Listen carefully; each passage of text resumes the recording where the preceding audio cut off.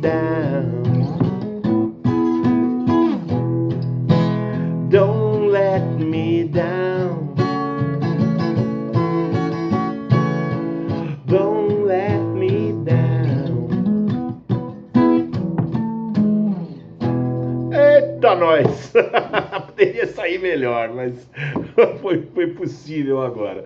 Olá, pessoal, mais um vídeo aqui do canal Larry Beatles, Marcelo Sanches.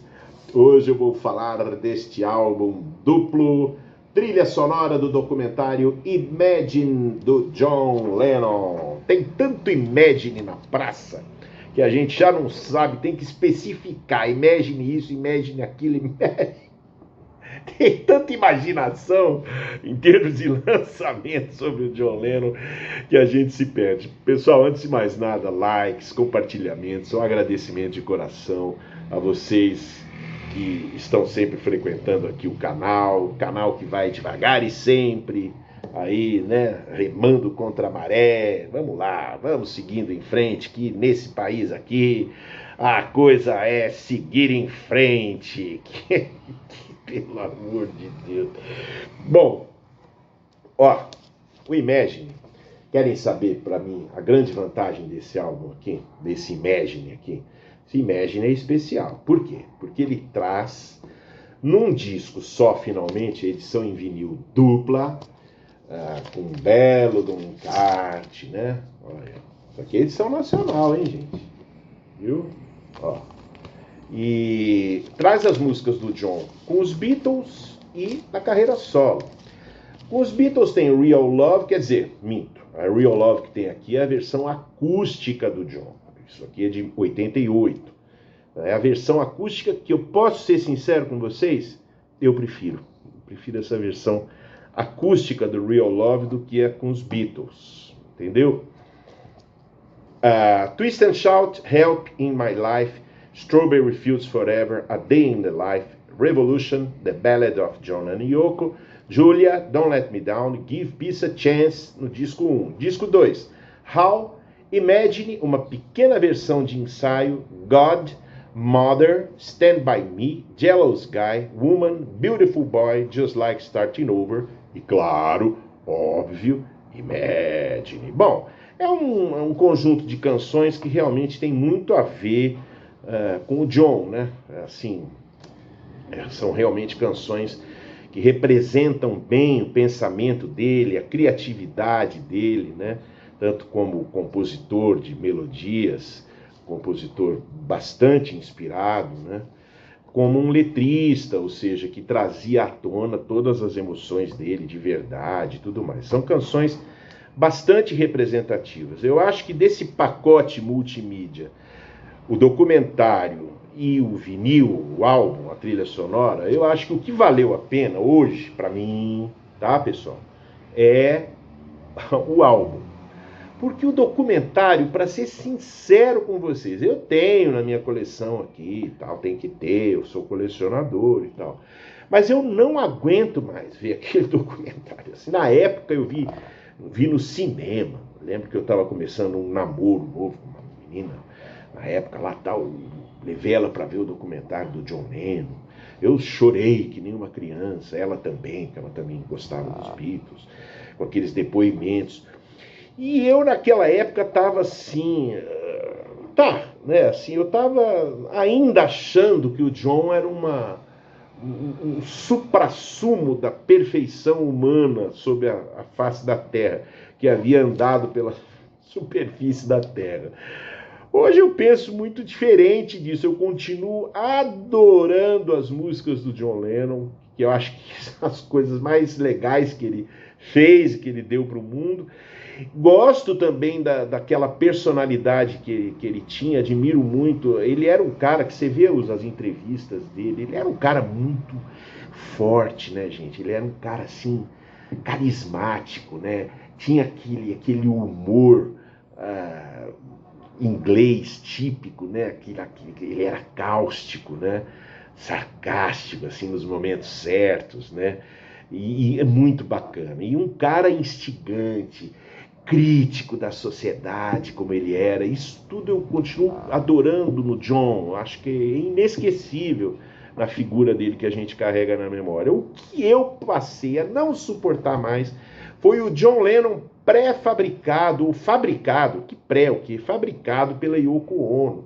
Aquela coisa do santo, o John Lennon santo, incompreendido, o John Lennon que... Eu não gosto desses documentários que falam do John nos Beatles, o John nos Beatles como um cara infeliz, insatisfeito, como se os Beatles fossem, assim, uma coisa infantilóide, errada, antiquada, que aprisionava os caras. Tá, claro, num certo sentido, como todo superstar e a pessoa que tem muita fama, eles eram aprisionados lá, não podiam sair nas ruas, não eram quaisquer né, que podiam sair nas ruas, né, de qualquer jeito. Claro, esse lado entende-se, mas eu não gosto dessa coisa, como por exemplo o Klaus Wurman, em vários documentários, não lembro nem se nesse aqui, chegou a falar uma coisa assim, não, que o John uma hora me chamou num canto lá, durante as filmagens do clipe do Strawberry Fields Forever, e falou que era um cara muito infeliz, muito infeliz. Eu não gosto, porque a impressão que eu tenho é que assim, é cuspir no prato em que comeu e no prato que o construiu, afinal. Eu pergunto, o que seria o John Lennon sem os Beatles? Ele seria o John Lennon da Yoko, o John Lennon depois, The Give Peace a Chance, o John Lennon político. Ele seria o John Lennon? Não. Tem um texto que eu acho que foi o Veríssimo que escreveu há muitos anos atrás, não me lembro se foi ele, mas na época que o John morreu, alguém escreveu uma crônica muito interessante no jornal, que fazia uma paródia sobre o que seriam os Beatles, os 4 Beatles, se eles não tivessem feito sucesso. Tivessem feito ali um sucesso, depois do Decca Tapes, acho que era uma coisa assim, depois do teste na Decca, eles desencanaram de música, cada um foi trabalhar. É uma crônica, uma fantasia, o cara fez um exercício de imaginação, né? E aí o John Lennon seria um operário, ou estaria aposentado, o Paul McCartney, sei lá, seria um professor, o George Harrison seria um engenheiro eletrônico, sabe, uma coisa assim, bem interessante. Então por isso que é a coisa, sabe, a união daqueles 4 caras, os Beatles, eles foram, o John, Paul, George e Ringo separadamente só existem por causa dos Beatles, vocês concordam comigo?